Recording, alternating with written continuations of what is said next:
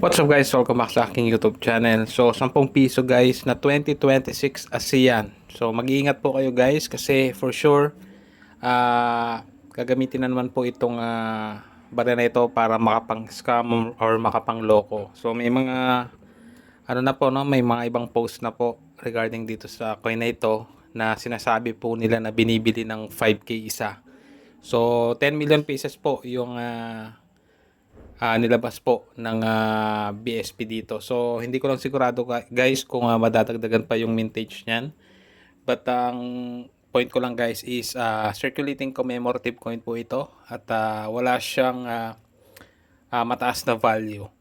So, mga ganito guys is face value.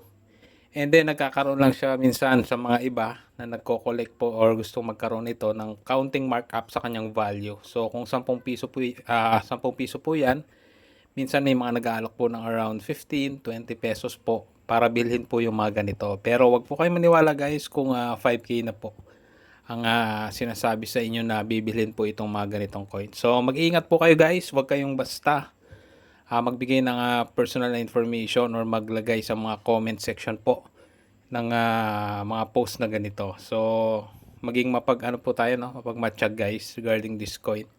And wag pong basta maniniwala. So, ingat po tayo sa mga scam guys. And 10 piso 2026 na may QR code. Ito po'y circulating commemorative coin. At wala pong katotohanan na mahal po itong barya na to. So, ingat lang po sa lahat guys. And maraming salamat.